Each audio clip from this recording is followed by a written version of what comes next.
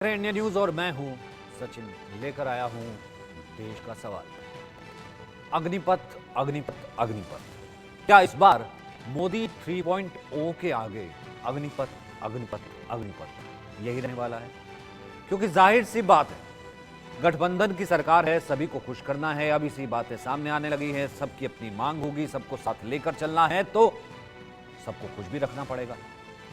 9 जून की शाम 6 बजे तय हो गई है कि जब वो शपथ लेंगे, लेकिन तीसरे कार्यकाल में चुनौतियां बहुत ज्यादा होंगी। सबसे बड़ी चुनौती तो सहयोगियों को साथ लेकर चलने की होगी, क्योंकि बहुमत का आंकड़ा, जादुई आंकड़ा अकेले तो है नहीं बीजेपी के पास। सहयोगियों के साथ सरकार बननी है, तो ऐसे में उनको खुश रखना जरूरी है। अब खुश कैसे रखेंगे साहब? मंत्री पद, कैबिनेट मिनिस्ट्रीज, एमओएस। शपथ से पहले ही सहयोगियों ने अपनी डिमांड रख दी है। जेडीयू ने बिहार को विशेष राज्य का दर्जा देने की मांग पहले ही कर दी है। सूत्रों के हवाले से खबर यह है कि नीतीश कुमार ने केंद्र से कह दिया है कि 4 कैबिनेट मिनिस्ट्रीज चाहिए और 1 एमओएस। वही सूत्रों के हवाले से यह भी खबर है कि चंद्रबाबू नायडू की टीडीपी ने स्पीकर समेत 4 से 5 मंत्रालयों की डिमांड कर दी है। कुल मिलाकर के दोनों के पास अगर जोड़ दे तो 28 सांसद हैं। ऐसे में सवाल है कि नरेंद्र मोदी सबको खुश कैसे करेंगे और तीसरे कार्यकाल में उनके सामने क्या क्या चुनौतियां हैं। आज इसी मुद्दे पर बात करेंगे। तमाम मेहमान हमारे साथ होंगे, लेकिन पहले ये रिपोर्ट।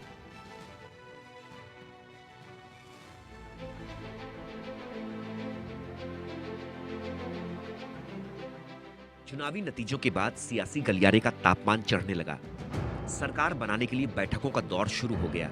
पहले बीजेपी के बड़े नेताओं की बैठक हुई, इसके बाद दिल्ली में पीएम आवास पर सभी बड़े नेता जुटे, जहां सबकी सहमति से तय हो गया कि तीसरी बार नरेंद्र मोदी ही देश की बागडोर संभालेंगे। 9 जून को प्रधानमंत्री पद की शपथ लेंगे, लेकिन तीसरी बार चुनौतियों की भरमार होगी, क्योंकि बीजेपी के पास बहुमत नहीं है।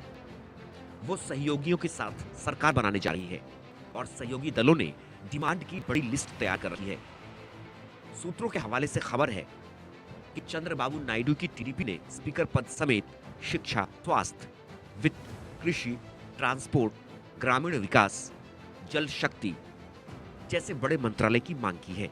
वहीं एकनाथ शिंदे की शिवसेना खुलकर कुछ नहीं कह रही। हालांकि सूत्रों के हवाले से खबर है कि वो कॉरपोरेट, उद्योग, शहरी विकास, ट्रांसपोर्ट में राज्य मंत्री पद की मांग कर सकती है।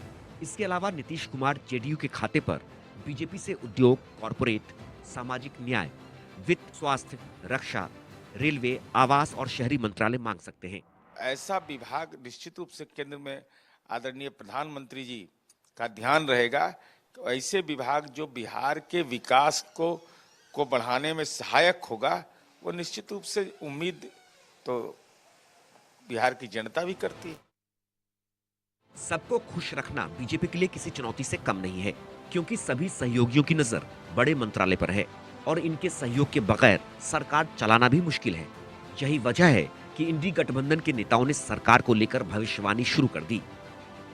देखिए, मैं बार बार कहता हूं, मोदी जी की सरकार नहीं बनेगी और बनी तो नहीं टिकेगी। जहां तक सरकार बनने का ना बनने का है, सरकारें बना करती हैं, सरकारें गिरा करती हैं। सरकार में बहुमत नहीं हो तो बहुत लोगों को खुश कर करके सरकार बनानी होती है। मुझे लगता है ये खुश करने की जो कदम चल रहे हैं, खुश करने के लिए जो फैसले हो रहे हैं, और सब गिनती का सवाल होता है। सरकारें जब खुश करके बनाई जाती हैं तो कोई और खुश कर देगा तो उधर चले जाते हैं लोग। एक ऐसे व्यक्ति को प्रधानमंत्री बनाया जा रहा है जो जनता द्वारा पूरी तरह रिजेक्टेड है। ये मैं मानता हूं कि एनडीए और बीजेपी का ही रिजेक्शन नहीं है। चुनाव जब हो रहा था तो वो नहीं कह रहे थे भाजपा ने ये किया या एनडीए ने किया, उनका ये मोदी ने ये किया, ये मोदी की गारंटी है, और मोदी की गारंटी और मोदी दोनों फेल कर दिए गए। तो जनता के एक रिजेक्टेड चेहरे को प्रधानमंत्री जब बनाएंगे आप, तो ज्यादा सरकार की लंबी उम्र नहीं होगी। इंडी गठबंधन के इन दावों का क्या होगा, ये तो आने वाला वक्त ही बताएगा। लेकिन एनडीए के नेता दावा कर रहे हैं कि वो नरेंद्र मोदी के साथ खड़े हैं, पूरे 5 साल सरकार चलेगी। और चिराग पासवान ने तो इतना तक कह दिया कि वो कोई डिमांड भी नहीं करेंगे। कौन अब सरकार में आता है नहीं आता है, कौन मंत्री बनता है नहीं बनता है, ये किसी भी घटक दल की प्राथमिकताओं में नहीं है। मैं कई बार मीडिया चैनल पे सुनता हूं कि इसने ये मांग की वो मांग की, किसी ने नहीं। कल एनडीए की बैठक में सिर्फ हम लोगों ने प्रधानमंत्री जी के नेतृत्व को पुनः स्वीकारते हुए औपचारिकता हम लोगों ने निभाई है। इन दावों और वादों के बीच अब नरेंद्र मोदी 9 जून की शाम 6 बजे लगातार तीसरी बार प्रधानमंत्री पद की शपथ लेंगे। लेकिन सवाल है कि मोदी सरकार के तीसरे कार्यकाल में कितनी चुनौतियां होंगी, और सवाल ये भी कि सहयोगी सरकार बनवाएंगे, बदले में क्या पाएंगे। Bureau report, India news.